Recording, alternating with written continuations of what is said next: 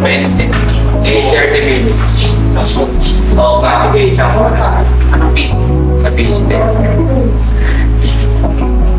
I-post na.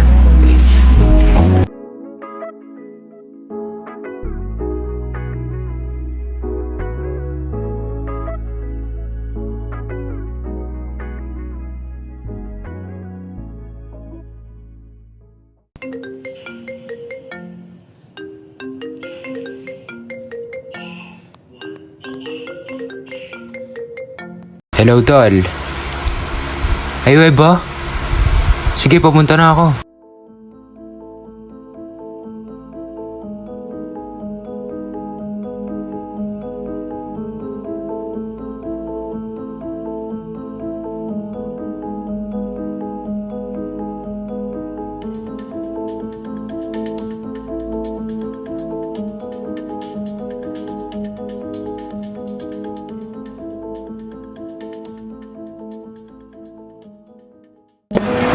Kuya, ano nga po sa busy niyo? Oo, isang oras lang po.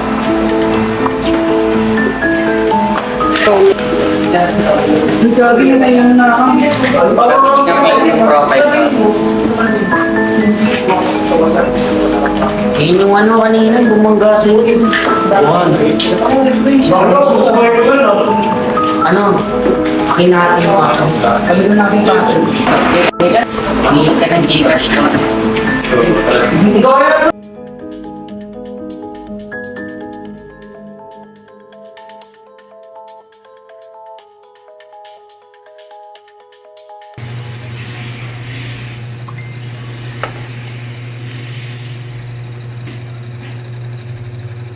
Nangyari dito, boy. Sendan na nga natin, baka di pa tumakauwi.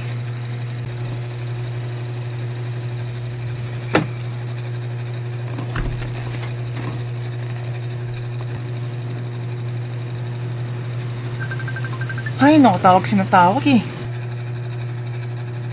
Oh, bakit ba? Hello, Gil. Nag-chat din ba sa'yo si Gian na umutang? Lang, sabay oo. Sabi niya, nadukutan daw siya eh. Pinangutang mo? Nagsend ako sa kanya ng 600 kaso ibang Gcash number yata yung binigay niya. Oo, nag-chat ako ng 500 sa kanya eh. Okay lang kaya yun? Nag-chat ako sa kanya pero di sumasagot eh. Tawagan mo nga, baka ano nangyari doon. Sige, balitan na lang kita mamaya, tatawagan na lang si Gian. Yan. Tapos, pag ikaw practice mo. Naman, ba't namatawag ka? Ha? Ano ba nun eh, kumakain ako dito ng gusto. Ha?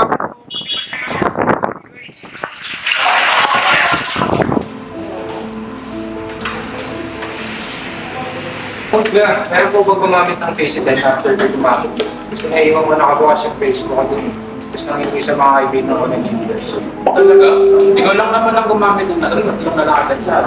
Magkakasama ko ba siya? Tsaka ano ko yung sabi? Oo, yung isa, katulad ng kanina. Tapos yung isa nakasakit naman ang sila. Yung isa naman like. Pwede ko po ba mag-check sa Facebook? Sige, tingnan mo, baka may naiwan din siya.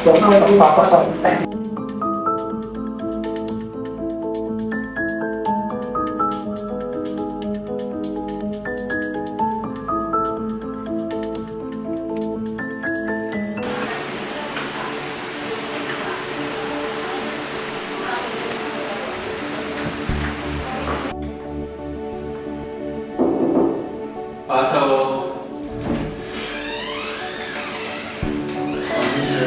Gordy, kailangan kumakuha mo na.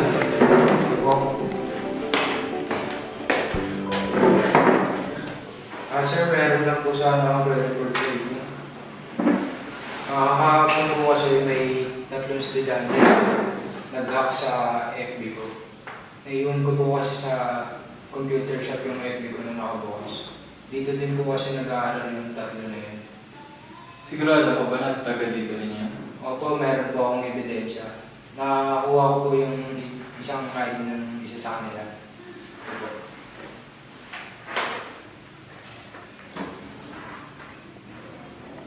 Kung may report man natin to, sigurado ko bang may matibay ka bang ebidensya ko dito? Opo, sabi din po kasi nung nagbabantay ng computer shop, sila lang po yung huling gumamit ng sa PC ko pagtapos ko. Tsaka meron din po CCTV doon. Sige, ako bahala. Papatawag ko ang mga parents ng mga estudyante involved dito. Thank you, sir.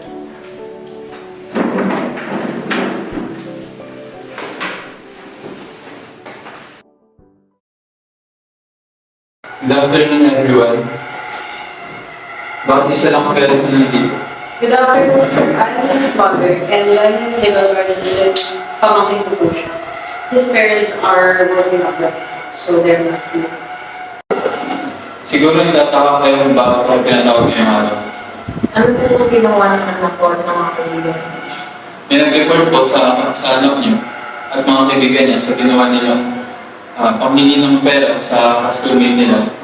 And it happened the other day where they are all there when the incident happened. May mga evidence na nakita at may mga witnesses din. Ikaw to iyo, di ba?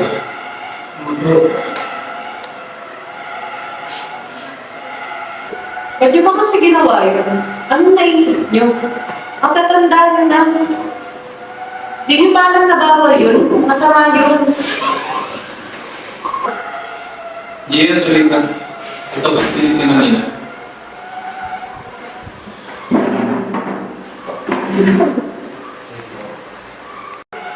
Isang kwentong krimen. Maaari po silang may pakulong at makikot sa school dahil sa ginawa nila. Kayong tatlo, naiintindihan niyo ba kung bakit mali yung ginawa niyo? Sa iba niyo yung ginawa, maaari pa kayo magka-record sa FBI. In the worst case, maaari pa kayo may pakulong. Diyan, napaka-selfish ng ginawa namin. Wala ka namin valid reason para gawin sa'yo. Pasensya talaga, Kuya. Hindi ako magsasama ng maso at hindi ko rin masasama na napatahan ko ng kaagad kayo. Kasi napakabigat talagang nangyari. Hindi lang sa akin, pwede na rin sa mga nabiktima. Pati na rin yung ang galing na din pala yung 1,100 na kinuha niya sa mga kaibigan. Sige doon, magagalit ka na naman si Julius. Saan na talaga, Julius? Kung siya nakawal, siya na din.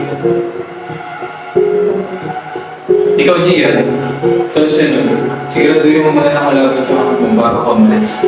Para din yan naka-access ng susunod na gagawin. Naiintindihan mo ba? At kayong tatlo, sa susunod na may makita kayo na nakalimot na ilagot yung Facebook account nila, gawin nyo na may tama. Huwag nyo nang pakialaman. Napaka-importante na protektahan natin yung privacy ng isa't isa. Dahil sa ginawa ng anak nyo at mga kaibigan niya, they will be suspended for 7 days dahil ayun po ang nakaayad sa school protocol. If that's going to be the reflect and see the consequences of their action, that's so weird. I hope you realize that spending someone for money is fraud. Krimen yun at pwede kayong makulong dahil hindi kayo nag-iisip ng tama. Pasensya talaga, Gian. Pasensya na to. Sa ginawa namin, dapat hindi na talaga mamulit. Pasensya na talaga, Kuya. Pasensya na sa ginawa ng anak ko at mga kaibigan. Ngayon, natuto na ako. Napagtanto ko kung gaano kahalaga ang simpleng pag-logout ng account.